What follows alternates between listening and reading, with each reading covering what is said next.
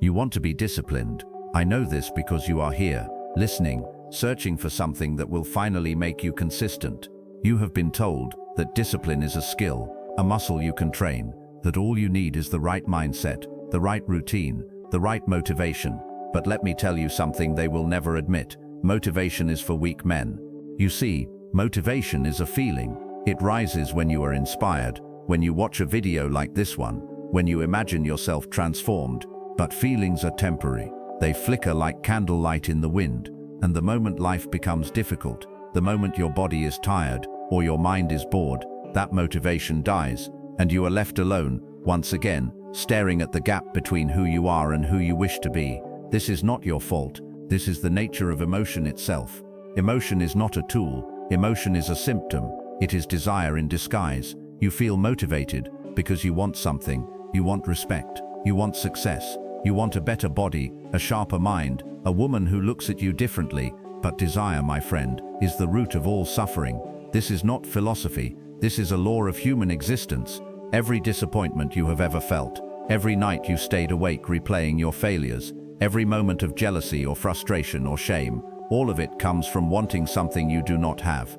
And yet the world tells you to want more, to chase harder, to stay motivated. They are training you to suffer. If you need motivation, you are already defeated, because motivation means you are waiting for permission from your own feelings to act. You are negotiating with yourself. You are still a slave to the will, and the will does not care about your dreams. It only cares about hunger, comfort, and survival.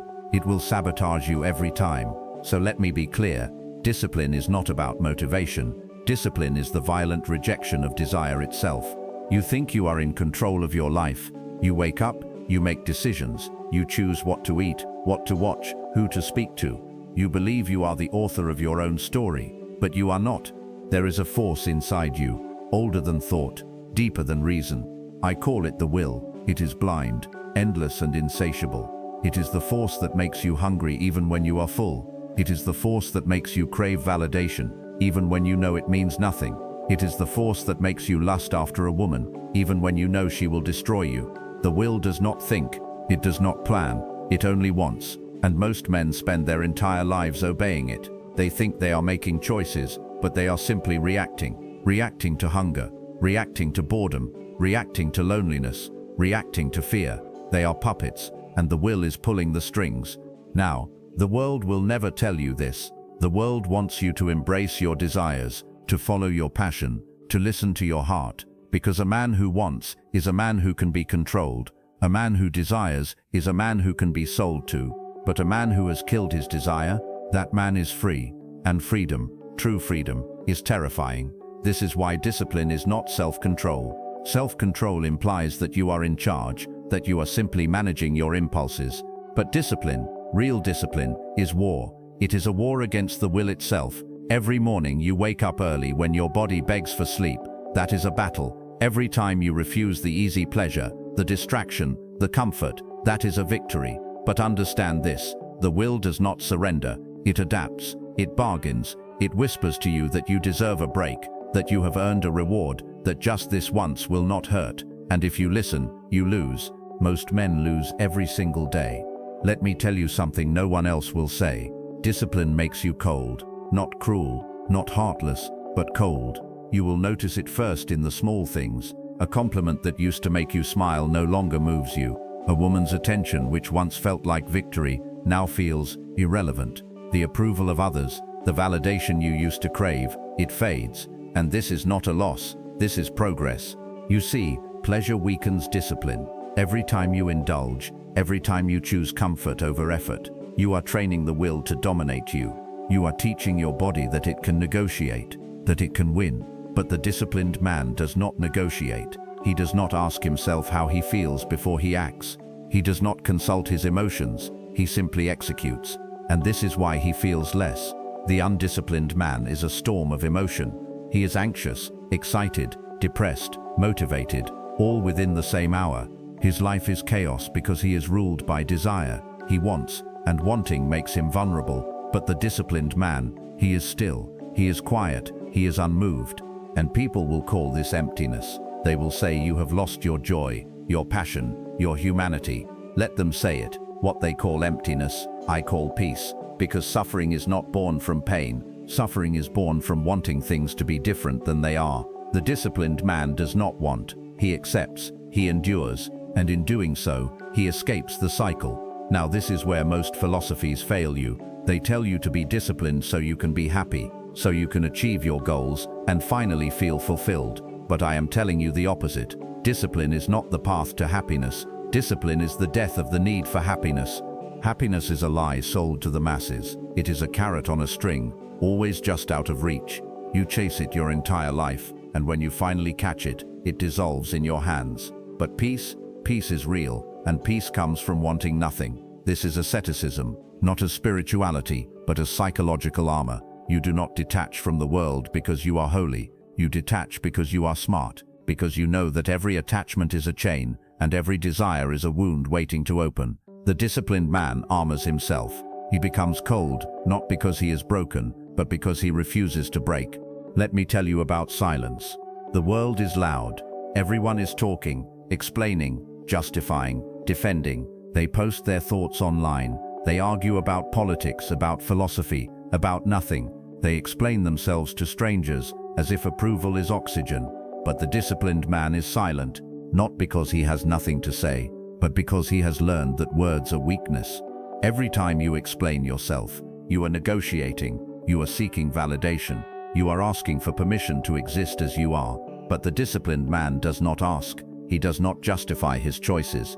He does not defend his routine. He does not explain why he wakes up at 4 in the morning, why he trains in silence, why he refuses invitations. He simply is. And this silence creates fear, because people cannot manipulate what they do not understand. They cannot guilt you if you do not explain. They cannot shame you if you do not justify. Silence starves the ego, and when the ego starves, discipline feeds. Now, let me tell you about routine. Routine is not a tool for productivity. Routine is a weapon against the will.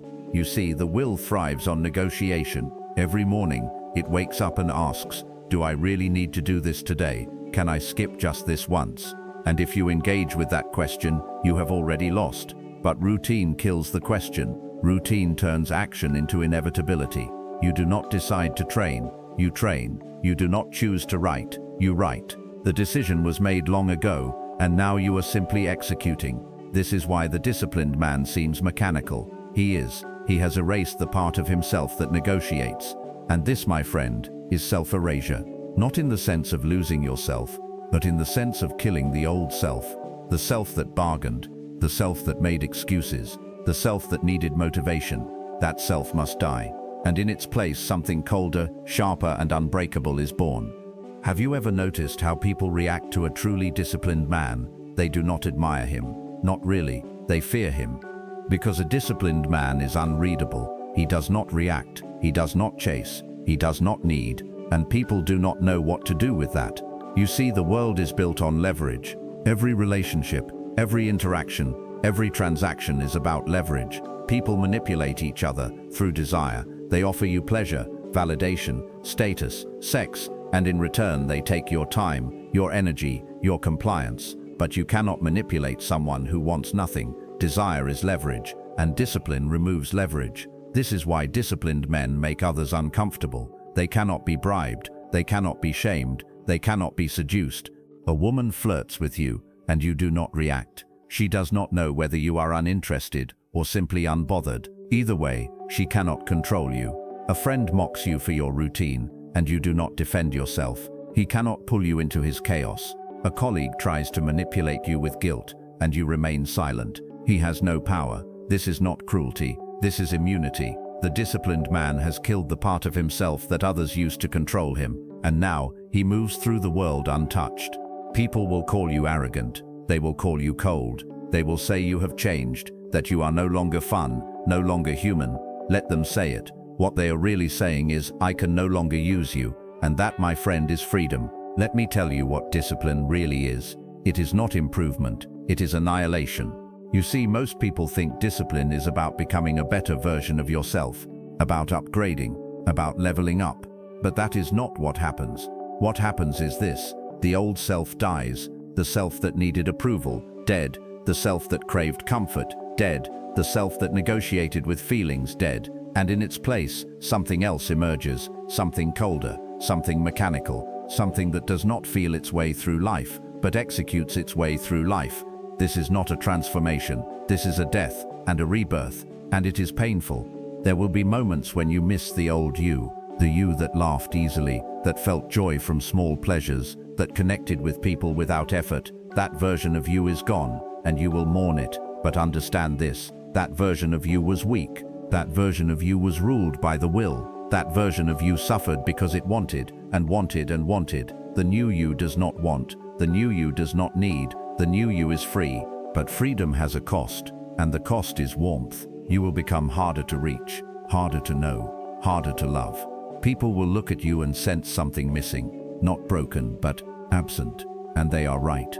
The part of you that used to beg for connection, that used to need others to feel whole, that part is dead, and it should be, because that part was your weakness, and weakness is suffering. So here we are. You came here looking for motivation, for a spark, for something to finally make you disciplined. But I have not given you motivation. I have given you truth.